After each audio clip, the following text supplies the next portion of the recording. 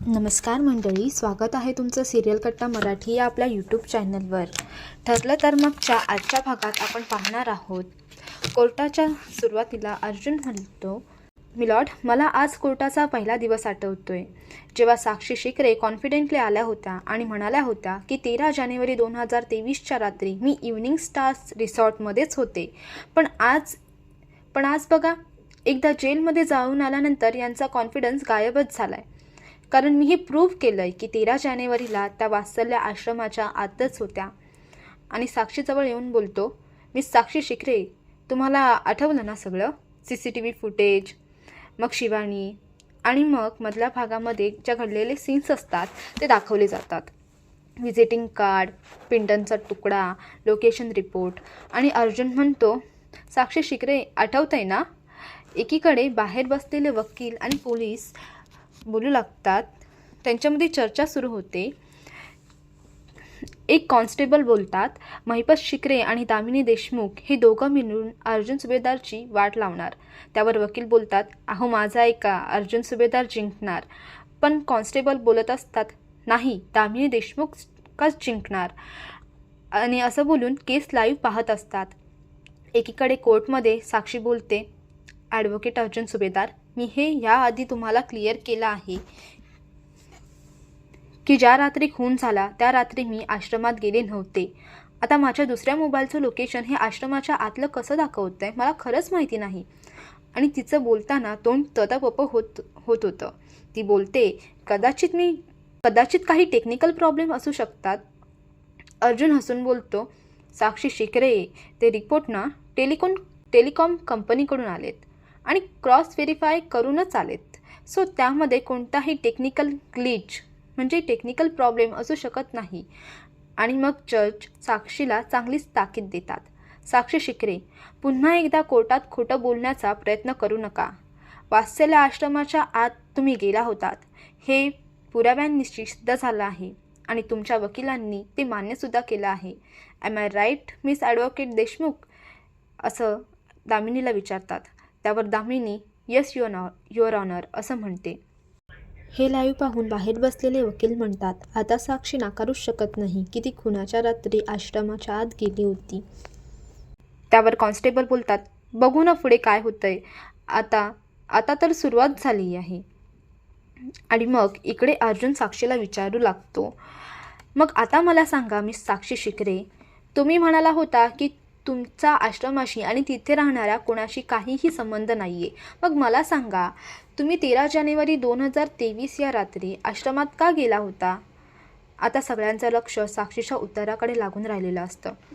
साक्षी थोडी थांबावतेच, पण अर्जुन तिला बोलतो, काही विचारले आहे मी तुम्हाला. आश्रमात त्या रात्री तुम्ही का गेला होता? सिम्पल. साक्षी बोलते, हां, ते मी प्रियाने माझ्याकडून फी भरण्यासाठी उधार पैसे घेतले होते, ते परत मागण्यासाठी मी आश्रमात गेले होते. हे ऐकून सगळे चकितच होतात आणि प्रिया पण शॉक होते. साक्षी अर्जुनला बोलते, तुम्ही ते प्रूव्ह केलं आहे कोर्टासमोर की माझ्या आणि प्रियामध्ये पैशांचे व्यवहार होत होते. तुम्हीच आधी प्रूव्ह केलं आहे ना. इकडे प्रिया चांगलीच घाबरते, मनातल्या मनात बोलू लागते, माझं नाव काय घेतेस? ज्या काही थापा मारायच्या त्या स्वतःबद्दल मार ना. पण साक्षीच्या बोलण्यावर अर्जुन बोलतो, हां, राईट, मलाही आठवलं. CCTV फुटेज, तुम्ही आणि प्रिया कॅफेमध्ये बसला होतात, तुम्ही प्रियाला पैसे देताय, म्हणजे तुम्ही त्या रात्री प्रियाकडून पैसे वसूल करण्यासाठी सॉरी पैसे मागण्यासाठी आश्रमात गेला होता. हां, पण प्रिया तर तिथे नव्हती ना, ती सिनेमा बघायला गेली होती आणि हे तुम्हाला माहितीच होतं. त्यावर साक्षी बोलते, नाही. अर्जुन बोलतो, कसं शक्य आहे? त्या सगळ्यांची तिकीट्स तुम्हीच काढून दिली होती ना मिस साक्षी शिकरे, विसरलात? अरे डोंट वरी, पण मी कोर्टात केव्हाच सिद्ध केलं आहे मिलॉर्ड. मी कोर्टात ऑलरेडी पुरावे सबमिट केले आहेत, ज्यात हे क्लिअर दिसतंय की प्रियासकट राहणाऱ्या आश्रमातल्या प्रत्येक माणसाचे तिकीटचं पेमेंट हे मिस साक्षी शिकरे यांच्या डेबिट कार्डवरून झालेलं आहे. तुम्ही ते पुरावे परत एकदा चेक करू शकता. आणि जज ते पेपर्स एकदा परत चेक करतात. अर्जुन म्हणतो, मिलॉर्ड, मला तुमच्याकडून एक खास परमिशन हवे. मला साक्षी शिकरे आणि प्रिया मधुकर यांची एकत्र उलट तपासणी करायची आहे. यावर दामिनी ऑब्जेक्शन घेते. म्हणते, युअर ऑनर, एकाच वेळेस 2 साक्षीदार बोलवण्याची कोर्टाची पद्धत नाही आहे. दोघींची एकाच वेळेस उलट तपासणी घेण्याची मला तरी काही गरज वाटत नाही. त्यावर जज बोलतात, एकाच वेळेस? अर्जुन म्हणतो, येस मिलॉर्ड, आय नो हे असं सहसा कधीच होत नाही, पण मिस साक्षी शिकरे आणि प्रिया मधुकर यांची घट्ट मैत्री बघता या दोघींची साक्ष एकत्र ऐकायला मिळाली तर या केससाठी खरंच उपयोगी पडतील.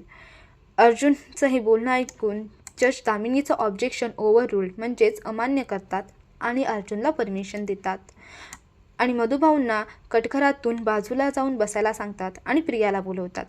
प्रिया आणि साक्षी समोरासमोर काय करणार आहेत हे पुढे पाहत राहा मंडळी. अर्जुन प्रियाला सुरुवातीलाच बोलतो, रिलॅक्स व्हा आणि मी तुम्हाला अजिबात असं विचारणार नाही की 13 जानेवारी 2023च्या रात्री तुम्हाला ज्या फिल्म्सच्या मिस साक्षी शिकरेने तिकीट्स दिल्या होत्या त्या खरंच तुम्हाला मिस साक्षी शिकरेने दिल्या होत्या की नाही, अजिबात विचारणार नाही मी हे. कारण त्यांनी कबूल केले की त्या तिकीट्स त्यांनीच काढल्या होत्या आणि तसे पुरावेसुद्धा मी कोर्टाकडे जमा केले आहेत. तुम्ही मला फक्त एवढं सांगा की तुम्ही कोर्टाला असं का सांगितलं की तुमची एखादी मैत्रीण फिल्मसाठी जाणार होती पण तिचं जाणं कॅन्सल झालं म्हणून तुम्हाला ती तिकीट्स मिळाली.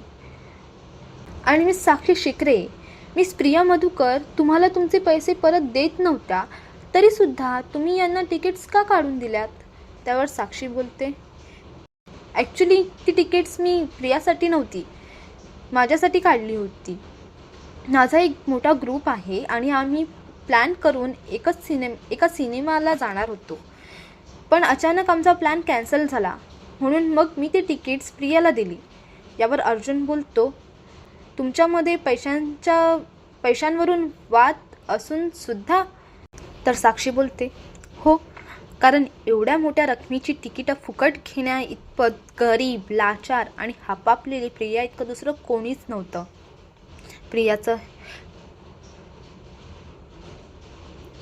साक्षीचं हे बोलणं ऐकून सगळेजण तोंडावर हातच ठेवतात. बघा मंडळी, साक्षी आता प्रियावर कसे उलटे बोल लावते ते. पण प्रिया पण ऐकून घेणारी नाही ना. प्रिया साक्षीला बोलते, शब्द जपून वापर साक्षी. साक्षी बोलते, काय खोटं बोलते ग मी? फुकट मिळालेला आईस्क्रीमसुद्धा चवीने खाशील तू. एवढ्या मोठ्या रकमेची तिकीट जेव्हा मी तुला दिली तेव्हा एकदाही नाही म्हणाले नाहीस तू. आणि असंही त्या तिकीट्सचे पैसे घेण्याचा विचार असाही मी केला नव्हता. आणि नाही, आपल्या घरातलं उरलेलं अन्न कसं एखाद्या भिकाऱ्याला देऊन टाकतो ना आपण, तशी ती तिकीटं मी तुला देऊन टाकली. आता बघा मंडळी यांची मज्जा. प्रियाला तर साक्षीच्या बोलण्याचा खूपच राग येतो. ती पण चिडून बोलू लागते, मी स्वतः नव्हते आले तुझ्याकडे तिकीट मागायला. एकाच वेळी 10-12 तिकीटं विकली गेली नसती ना, वाया जाऊ नयेत म्हणून तू मला ती दिलीस. आता उगाच मास दाखवत वाटेल ते बोलू नकोस. हा सगळा प्रकार घडत असताना सुमन नागराजला बोलू लागते, भर कोर्टात ह्या अशा काय भांडतायत? त्यावर नागराज बोलतो, साक्षीला कळायला हवं ना ती आपल्या तन्वीबद्दल कसं बोलते. त्यावर सुमन बोलते, अहो पण नागराज तिला गप्प करतो. आणि इकडे प्रियाचं साक्षीच्या भांडणामुळे जज साहेबांना ऑर्डर असं म्हणावं लागतं. आणि जज साहेब म्हणतात, कोर्टात कोणत्याही प्रकारचं वैयक्तिक वाद ऐकून घेतले जाणार नाहीत. म्हणून दोघी पण सॉरी बोलतात. अर्जुन बोलतो, मिस प्रिया मधुकर, इथे कोर्टात असं भांडण्यापेक्षा तुम्ही तुमच्या सीटवर जाऊन बसा. आणि मग प्रिया जाते. अर्जुन साक्षीला विचारतो, जो वाद आता तुमचा चालू होता तो वाद खरा होता का? की तुमची कशी मैत्री नाही आहे हे दाखवण्यासाठी मुद्दाम तुम्ही हे घडवून आणलं? त्यावर दामिनी ऑब्जेक्शन घेते की ॲडव्होकेट सुभेदार असे बिनबुडाचे आरोप करून माझ्या आशिलाला त्रास देत आहेत. त्यांनी हे ताबडतोब थांबवावं. पण जज काही आज दामिनीचं ऐकत नाहीत. ते तिचं ऑब्जेक्शन ओव्हररूल करतात. आणि मग साक्षी अर्जुनला उत्तर देते, नाही, या प्रियासारख्या मुलीशी मी आयुष्यात मैत्री करूच शकत नाही. पण अर्जुन बघा कसं साक्षीला तेच विचारून खरं काढण्याचा प्रयत्न करतो. अर्जुन म्हणतो, तरी तुम्ही तिला सिनेमाचे तिकीट्स दिल्या, त्या पण फ्रीमध्ये. चला, मान्य केलं. तुमचं मन खूप मोठं आहे, तुम्हाला इच्छा झाली असेल दान करण्याची या तिकीट्स. पण ज्या दिवशी खून झाला त्या दिवशीच तुम्ही तिकीट्स देणं हा खरंच योगायोग आहे का? की तुम्ही हे मुद्दाम घडवून आणलत की ज्या रात्री तुम्हाला आश्रमात जायचं होतं त्या रात्री आश्रम तुम्हाला रिकामा हवा होता म्हणून? अर्जुनच्या या जबरदस्त प्रश्नावर दामिनी पुन्हा ऑब्जेक्शन घेते. प्रिया साक्षीला वाचवण्यासाठी. ॲडव्होकेट सुभेदार माझ्या आशिलावर असे डायरेक्ट आरोप करू शकत नाहीत. आणि ह्यावेळी जज साहेबसुद्धा तिचं ऑब्जेक्शन मान्य करतात. पण अर्जुन बोलतो, मिलॉर्ड, मिस साक्षी शिकरेने अजूनही माझ्या प्रश्नाचं उत्तर दिलं नाही आहे की ज्या रात्री आश्रमात कोणीही नव्हतं त्या रात्री त्या आश्रमात का गेल्या होत्या? उत्तर द्या मिस साक्षी शिकरे, का गेला होतात? पण साक्षी घाबरलेली असते. आता काय उत्तर देणार? इकडे कल्पना प्रतापला म्हणते, तन्वी म्हणते की हिने खून केला नाहीये, मग आश्रमात गेल्याबद्दल ही इतकं का खोटं बोलते? त्यावर प्रताप बोलतो, केस इतकी साधी सरळ असती तर इतके 2.5 वर्ष लागलेच नसते ना कल्पना. इकडे अर्जुन साक्षीला विचारतो, काय झालं मिस साक्षी शिकरे? उत्तर सुचत नाहीये का काही? डोंट वरी, मी तुम्हाला ऑप्शन देतो, A, B, C किंवा D. ऑप्शन ए, आश्रमाच्या बाहेरचं गार्डन तुम्हाला खूप आवडतं आणि तुम्हाला वाटलं ते सार्वजनिक गार्डन आहे आणि तुम्ही तिथे फिरायला गेलात. अर्जुनच्या पहिल्याच ऑप्शनवर सगळेजण खूप हसू लागतात. अर्जुन ऑप्शन बी देतो, खूप फिरता फिरता तुम्ही दमलात आणि तुमच्या घशाला कोरड पडली, तुम्हाला तहान लागली आणि म्हणून तुम्ही पाणी प्यायला आश्रमाच्या आत गेलात. यावर सुद्धा सगळेजण हसू लागतात.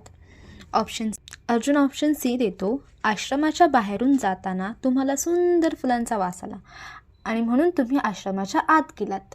अर्जुनच्या या सगळ्या ऑप्शनवर सगळेजण गमतीने हसू लागतात. आणि मग लास्ट ऑप्शन डी देत अर्जुन बोलतो, आश्रमातल्या सगळ्यांना मुद्दाम बाहेर घालवून तुम्हाला आश्रमाच्या पेपर्स शोधायचे होते म्हणून. अर्जुन अगदी पॉईंटनुसार बोलतो, पण दामिनी मात्र तिला वाचवण्यासाठी सारखं ऑब्जेक्शन घेत असते.